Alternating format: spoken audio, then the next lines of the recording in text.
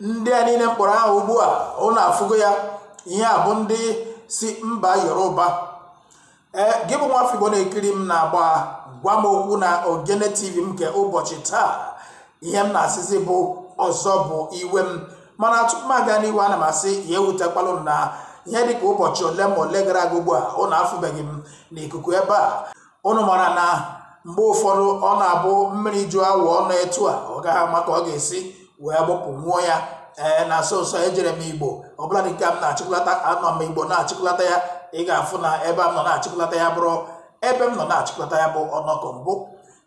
Ejere m Igbo maka na nwa mbi ime ya bụ nwa ikpeazụ n'afọ nne m nke na-akpọ last born na nke nwanyị mere agbamakwụkwọ n'ụzọ omenala ya bụ traditional wedding. Dịka nna ya dị ndụ ebe ọ bụla nna ya nwụọla, aga m anọrịrị ebe ahụ maka na ọ naghị adị mma onye nwe isi ọgụ bịa ya sị ụnụ gaba ụnụ akpọ m, amara m ndị ga-agaba ma akpọọ ya.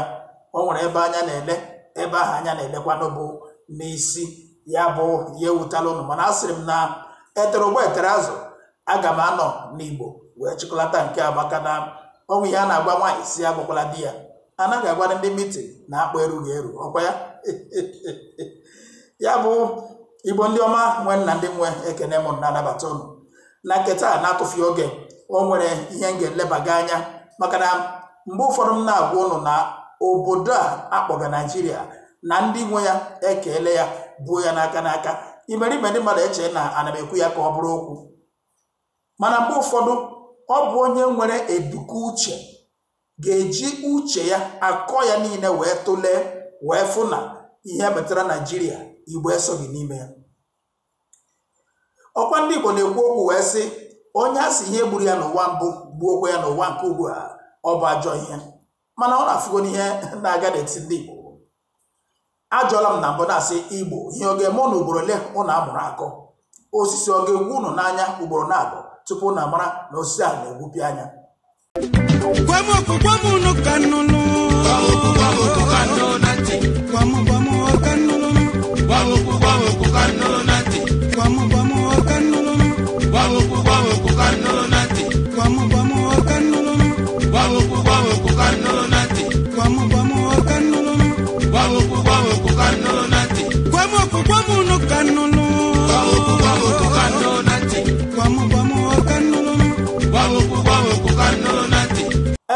Tata o nwere ihe ngosi ole ma ole m ga-egosipụta ụnụ ebe a taa ka ụnụ mara.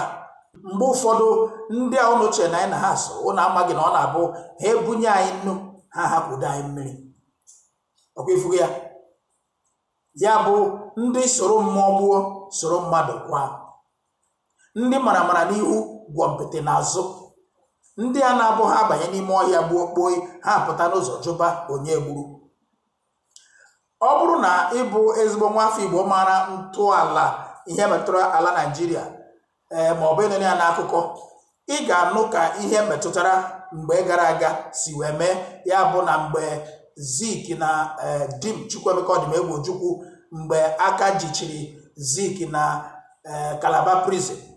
Ị ga-anụkwa na ọ bụ Ojukwu bụ onye gara na Calabar prison ga-akpọpụta ya si ya ngwa ha kpa nkata kpebie ihe ha ga-eme. O si ya ngwa gị ruo na mpaghara Yoruba ga-ekwu ihe dị etu a, mụnwa nọrọkwa n'ebe a kwuo ihe dị etu a. Mana ka ha mesịrị mkpebi a, nwa amadi ya bụ Awolowo eruokwa na mpaghara mba nke ha wee mekwa ihe eji wee mara ha, ya bụ ngharịpụ nke ụnụ na-akpọ n'asụsụ Igbo Betrayal. O ruo ebe a ha ekwe ya nkwa ya nara. Ọkwa ya nwa onye nọ n'isi mgbe e werere sọ pam 20 wee nye nwa afọ Igbo ọbụla nwere ego n'ụlọ akụ, n'agbanyeghị ụdị ego ọ sọrọ ya nwee, ụdị puku ọ sọrọ ego ya bụrụ ebe a. Ihe nyere onye ọbụla bụ pam 20. Eche na mgbe a na ihe niile tara n'abalị ga-abụ anwụnta, mana dịka m na-agwa ụnụ na adọbi ha kechie ọ naghị ezuzi, na-agwa ụnụ na ihe ọ sọrọ gị mere ọgọ gị nwoke onye igwe ọ ghaghị ịbọrọ gị ike ma ya lawa. Na-agwa ụnụ na ihe ọbụla ị hụrụ mere nwa enyi gị nwaanyị ọ sọkwara ya bụrụ ọ ghaghị ịkpọ gị ọnkụ, o nwekata ka ọ kpọ gị nna ya. M na-ekwu ya mgbe ahụ ụfọdụ eche ma ọ bụ ka ekwu ya ka ọ bụrụ okwu, mana ndị South East politicians ewere ogho were fachie ntị ha n'ihi gịnị? Ihe a na-enye ha. Mana ha echefue na o nweghị ihe eriri wee rigbuo agụrụ. O nwere ihe ngosi ndị m ga-egosipụtagasị n'ebe a taa.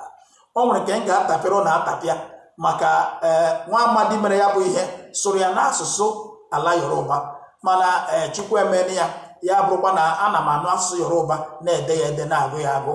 Ya bụ ọ bụ na ị chetara tupu eme ntụliaka elu ha mere na nso nso a, mgbe otu onye isi ala gaburu aga mbụ bụ Obasanjo nọ na-esegharị nwanne ya nwoke bụ okwute n'aka, na-akpọ ya na-agagharị, eche na ya na ya so mana ka emechara ihe na-eshi nwamkpa ushi na ya n'ahụ.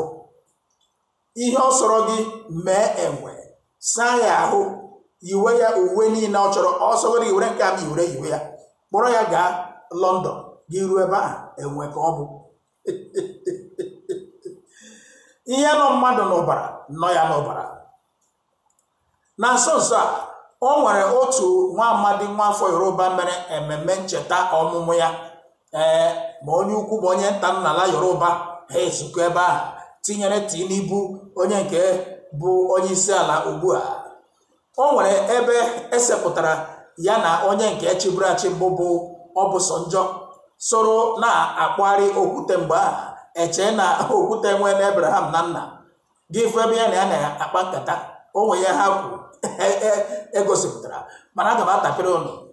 Ọ sụrụ ya n'asụsụ ala ha wee sị ya gịnị? warọminishe shemosheto abịka ụtọ, biezie m ozi, emechakwala m ya ka ọ ka fụrụ. Ọ bụrụ na ị naghị na-asụ ala Yoruba, m gosi gị ihe a taa, chọọ onye na-ana asụsụ ala Yoruba sị ya bịa tapịara gị ihe a nwa amadi ya kwuru. Bịazie m ozi, emechakwala m ya ka ọ ka fụrụ.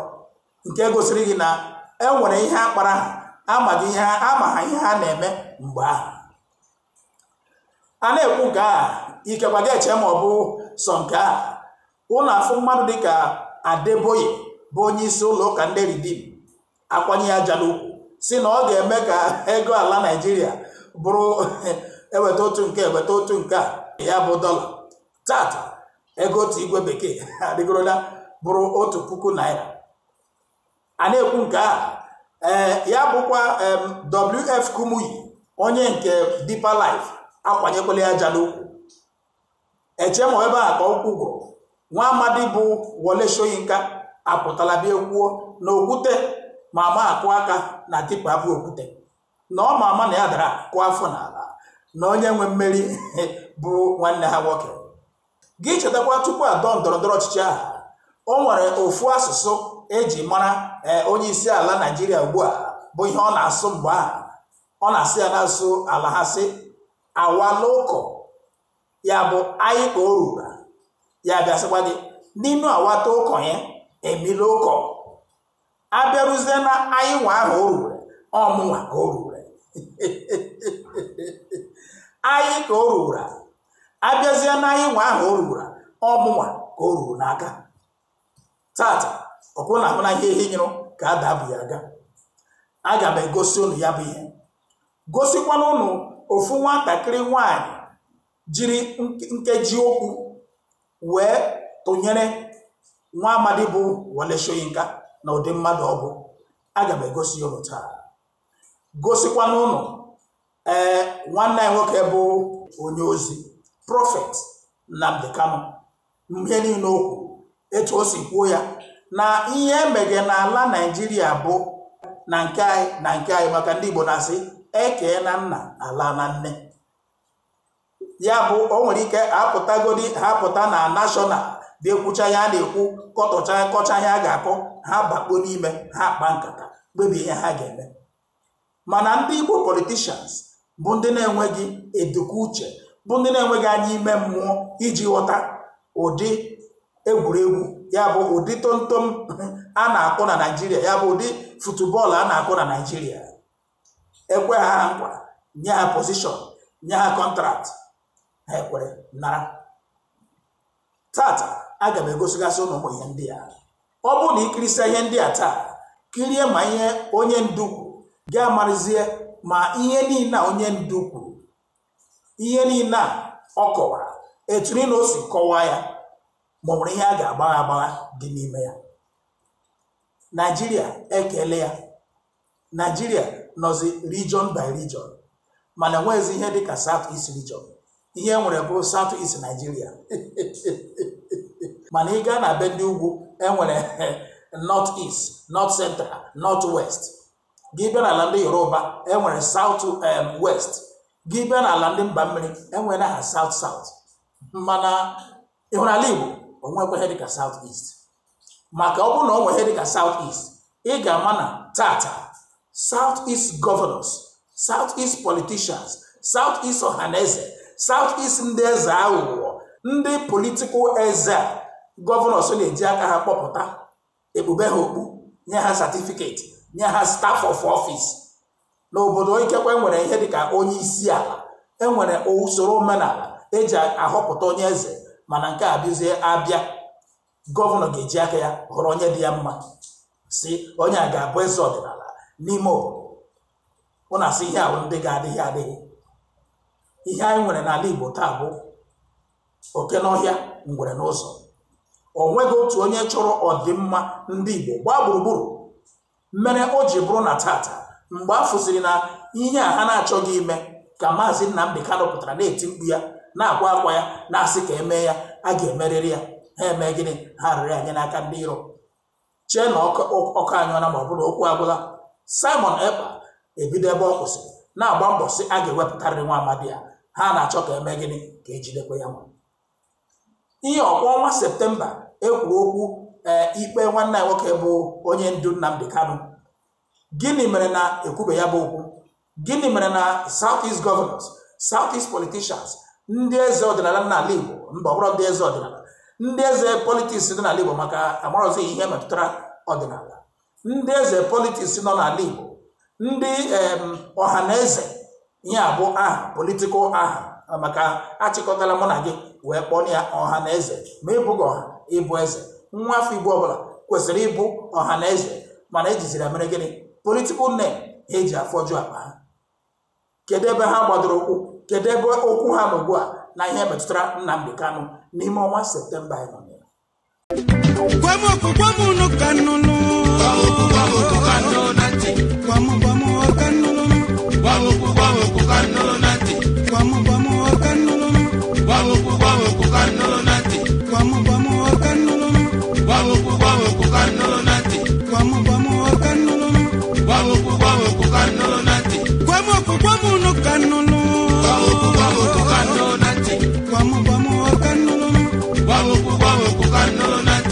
Ka m bịa gosi ụmụ ihe ndị a m kwuru okwu ya ugbu a, ka ụlọ kirie ya, ka m hapụ ijikwa na nwa atụrụ Chukwu nwụrụ wee ragbuo onwe m na mmiri atụrụ. Ụlọ kirisie ya ma eji ya taa azụ. This recent election, it's unfortunate that two things happened. First of all, one party took over the labor movement, which is not my favorite movement also, and then it became a regional party more than, whereas it was a marvelous bridge into the established two camps. Peter Obi achieved something remarkable there, that he broke that mold. Yes, however, he did not win the election. In addition, our own organization as a monitoring unit, you know the one I'm talking about. And so I could say categorically that Peter Obi's party came third, not even second. And that the leadership knew it. Professor Soyinka is a controversial figure. He's not the reticent type for someone who put a gun on the head of a broadcaster in his early days to stop him from announcing an election. He is the epitome of controversy. However, on this particular matter, it seems that he is not reading accurately the mood of the nation. There are hopes and aspirations of young people that have been dashed. The way that the elections were conducted, it is a very difficult and unpleasant experience for people to talk about. So you have to be sensitive to that fact. I don't think he has been. For people who had the best that this country had to give to them, and they are giving it back to the younger people in broken pieces, and wouldn't even leave the space for them to put together the pieces and see if they can patch the nation. This is what we're dealing with at this time.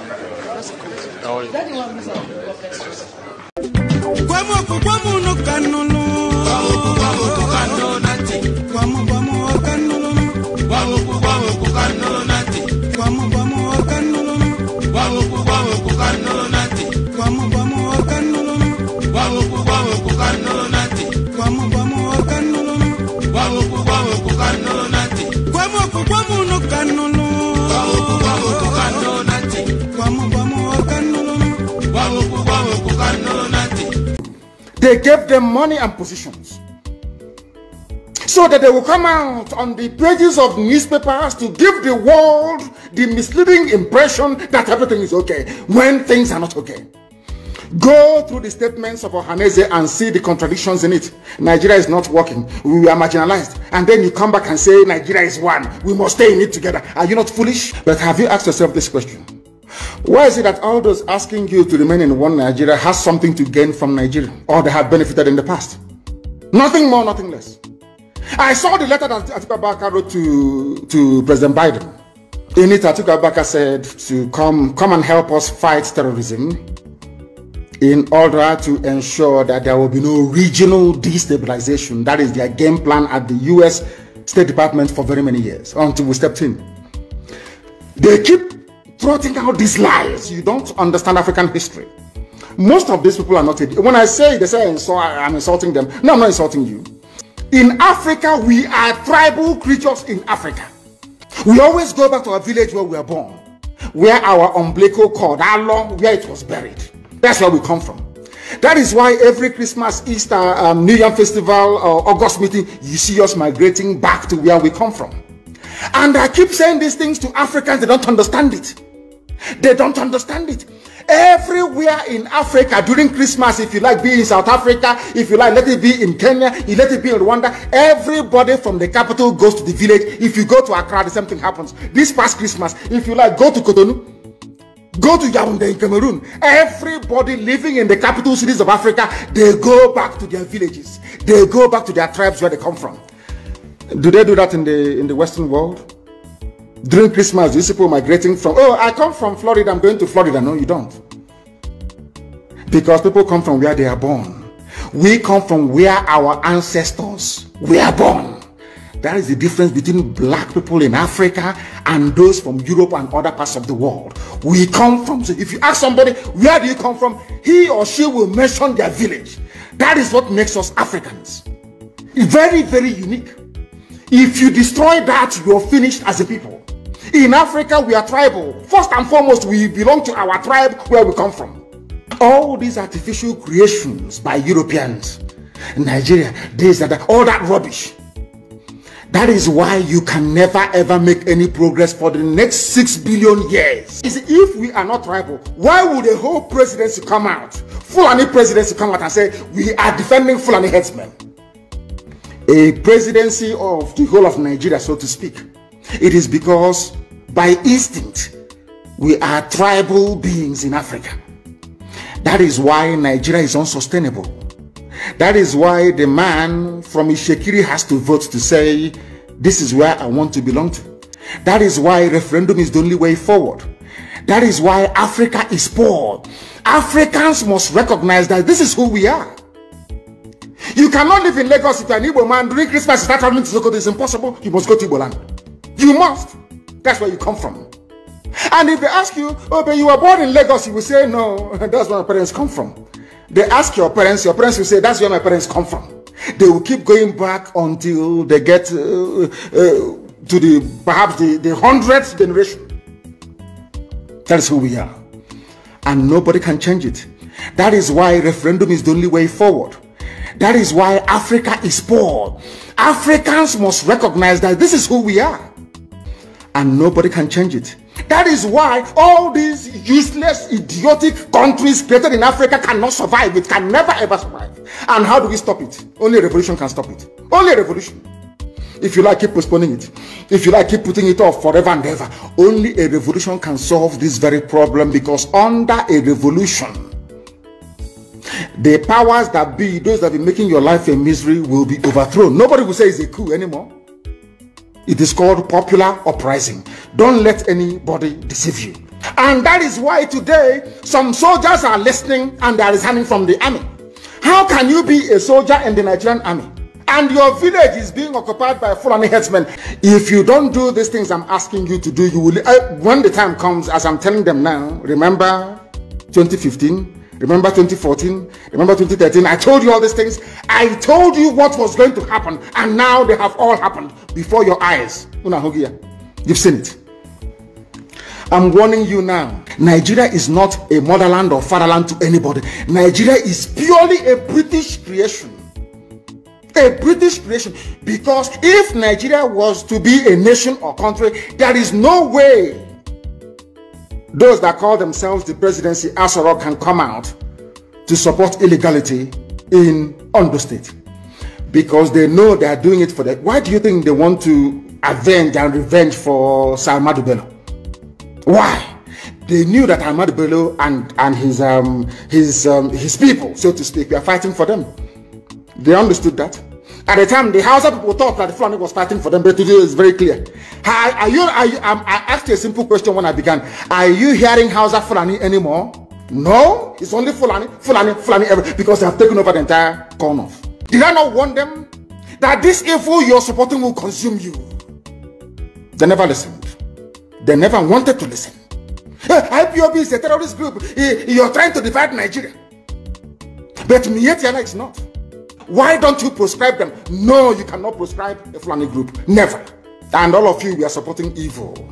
When there is the proscribed IPOB, proscribed indigenous people of Biafra. These are Yoruba journalists writing junk. Every day they keep writing rubbish. That is what Fulani does. They control the media. They have well-paid consultants all over the world doing their bidding for them.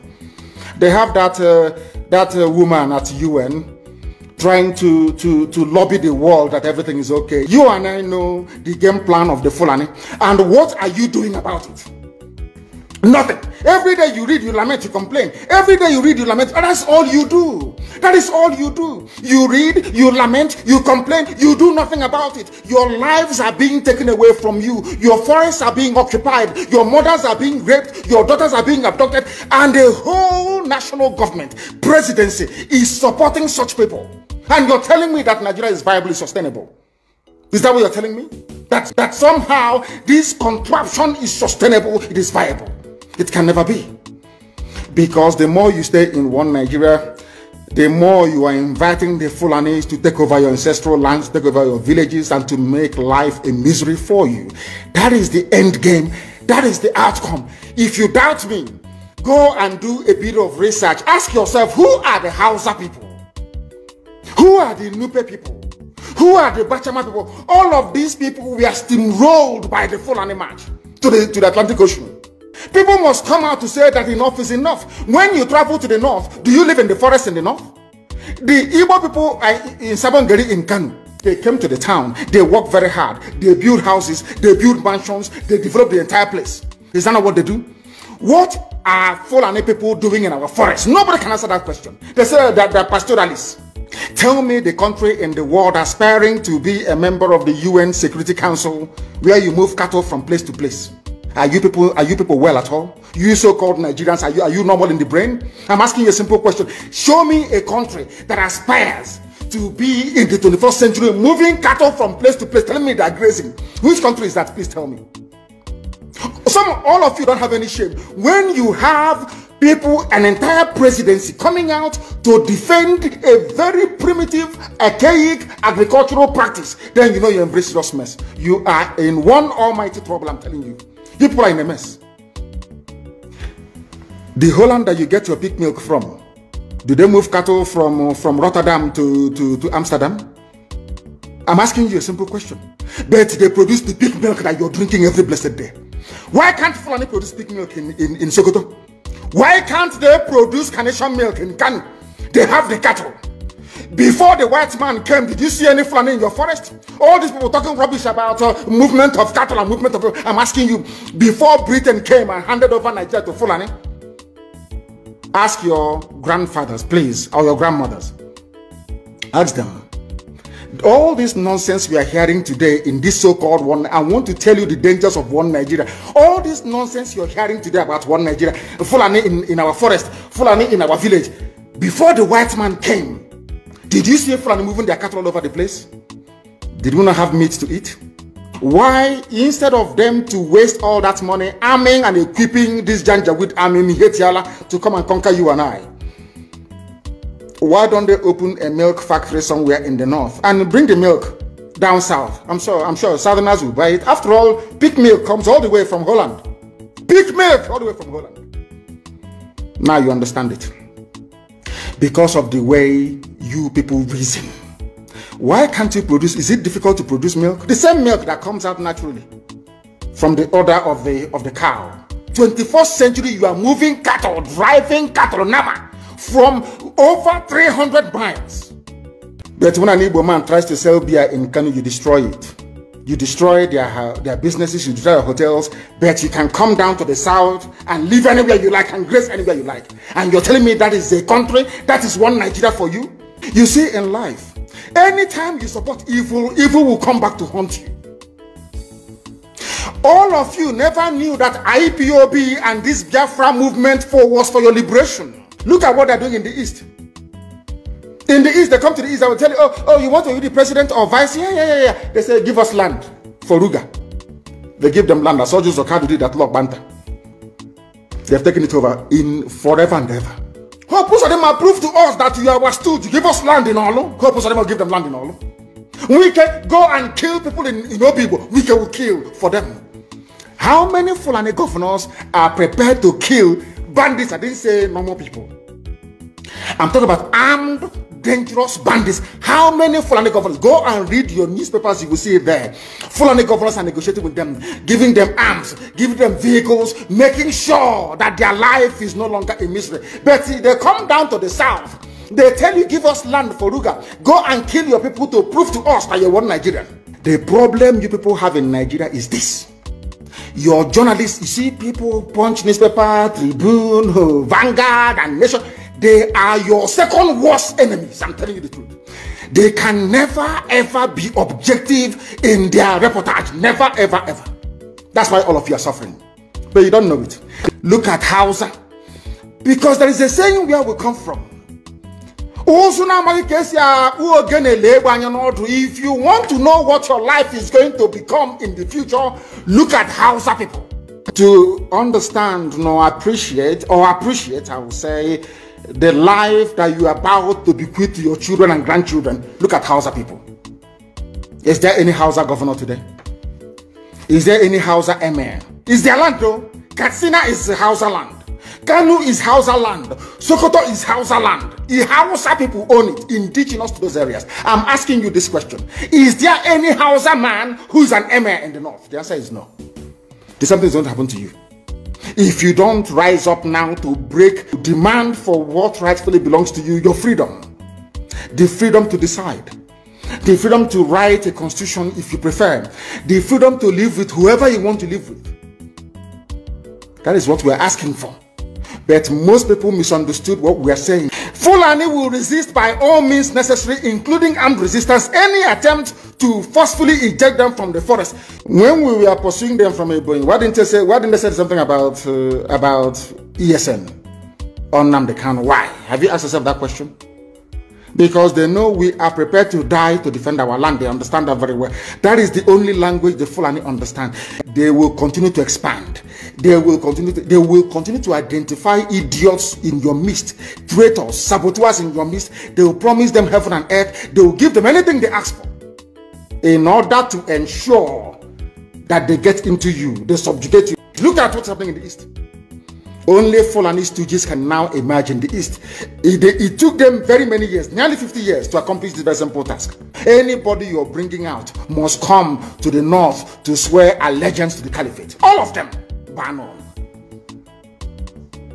Is there any political godfather in the East?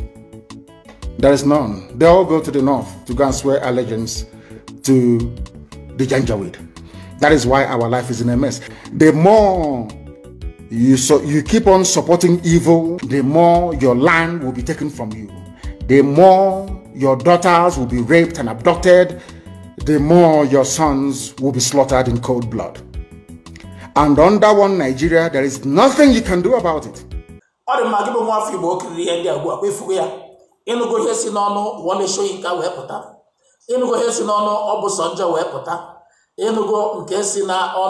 onye ndu Nnamdi Kanu wee pụta werezi ire ugbu a gụọ eze gị ọnụ mana ofu ihe na-atụ m n'anya kama nọ na-atụpe m anya ugbu a bụ kedizi ụdị echiche kedi ụdị ọgụgụ isi ndị South East politicians nwere ugbu a kedi ụdị amamihe ndị South East governors nweziri ugbu a ama m na kapsi na-atụle ya afụgo m ihe dị iche na egbe na egbe fụ ihe dị iche na Igbo na Igbo maka na ama m na mgbe anyị dị obere o nwere ụdị anya a ga-ele gị ma ịghọtaghị ya jụwa gị sị ịmakwado anya elere gị ele ka anyị were n'ọtụtụ ugbu a chọba ego ji tupu chi ejie ka anyị were n'ụkwụ ugbu a chọba ihe dabara na mmiri ndị Igbo tupu ihe lụrụ nri aracha ofe ana ha m ekwu ọ bụrụ na ikwu karịala m ma ọ bụ na ama m ekwu mana nwaanyị o were ọsị ihe na ndị ikwu na ihe na ndị ịka aka ga m shi alarị mma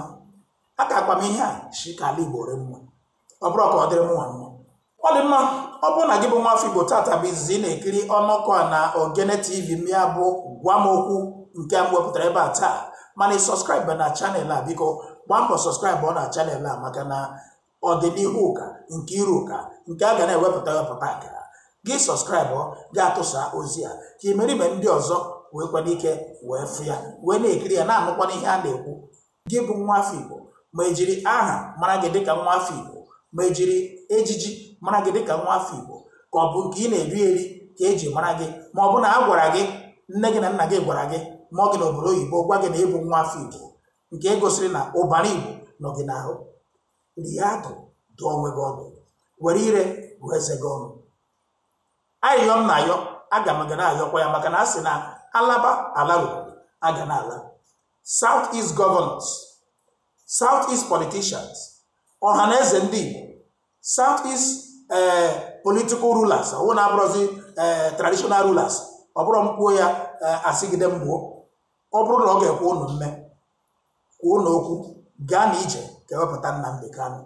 Ọ nwere ike unu mee ofu ihe a, unu eji ya gbanwee ọnọdụ eji na-ele unu anya na mbụ, ya bụ redeem image unu. Gaa ka ewepụta nwanne anyị nwoke. Ọ bụ na ọ dị m n'aka ịga ya, akago m ya ịga ya bụ ije, mana aga m na-ekwu n'okwu maka na ekere ọrụ ekere. Onye ga-ekwu ga-ekwu, ndị ga-aga ga-aga, ndị ga-eme ga-eme.